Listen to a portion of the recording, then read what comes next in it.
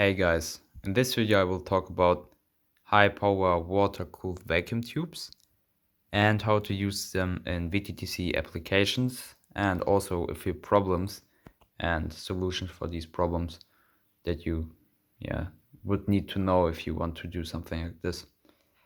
So first of all, let's talk about the tube itself that I want to use. I want to use this tube for a big VTTC. It's the GU39A.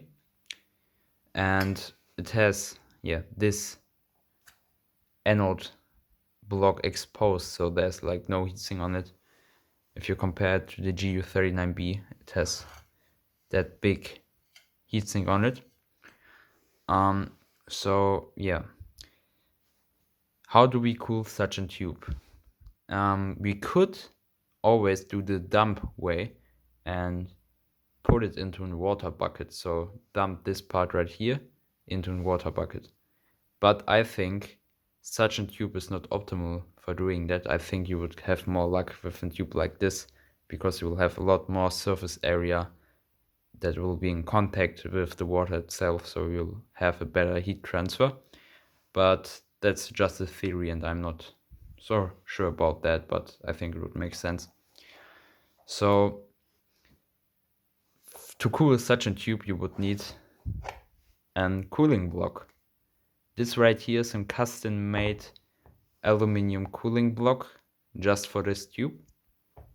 And as you guys can probably see, I have two inlets right here and one outlet. And why do I have two inlets? It's just because I'm not so sure which of these inlets will be more efficient.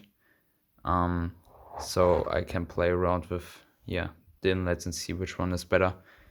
Because I think if I use this inlet, the water will flow evenly across the complete tube. And if I use this inlet, it could spiral around to the bottom, but I'm really not sure, so that's why I put two in. Also, I have a tiny hole right here. And this is to release air out of the cooling system. So if I have any air trapped inside, I can get it out of that hole.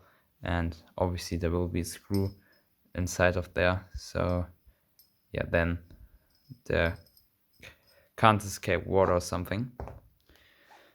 So this tube will sit in this cooling block like this. And now let's talk about the problems that you could stumble across while doing something like this. So obviously a big problem would be the anode voltage.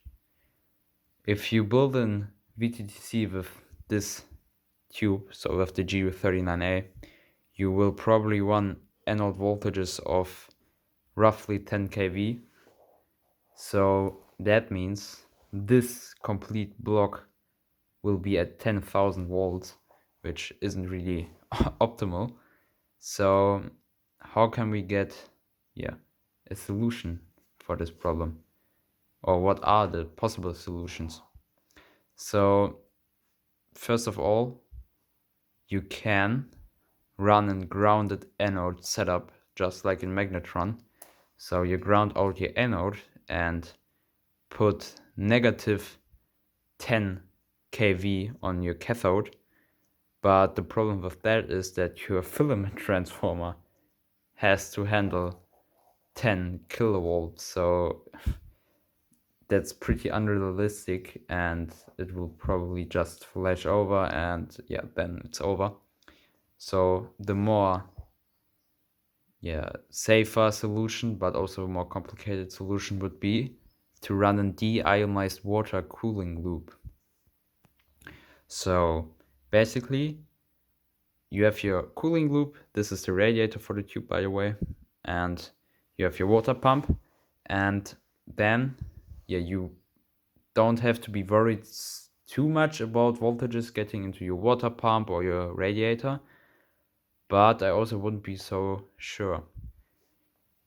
I think it would make sense to, first of all, if I connect an acrylic tube right here, then I would put in a probe or something into the tube, and then I would measure the current going from that probe into ground, and then I know when the water goes bad, because deionized water can obviously get conductive, and then we have to sense that to be sure, and to try and avoid any voltages that you can't control. So I would put a probe in front of the exit and in front of the inlet, and I would also probably ground the whole radiator unit, so on the metal right here, so the whole metal will be on ground.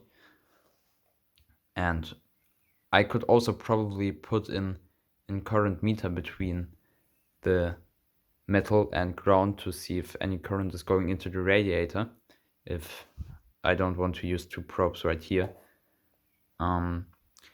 But yeah, that's just in theory. Also, to protect the pump, it would be possible to, let's say my pump sits right here and the tube is going into the inlet, then I can put a copper piece in front of the pump and in front of the inlet, and if any current is flowing from the inlet back to the pump, it will go to the copper piece, and then we can just ground the copper piece. So that means if the water gets conductive, all the current will get dumped into ground, so not into our pump, which is obviously a lot better. But yeah, obviously it would be ideal to check your deionized water and probably change it a few times. But well, I will have to experiment with that.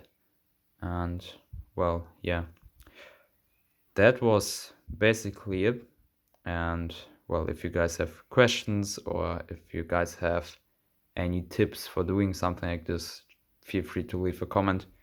And yeah, I would appreciate any help, and I would also give help to other people if there are any questions. So yeah, that was it.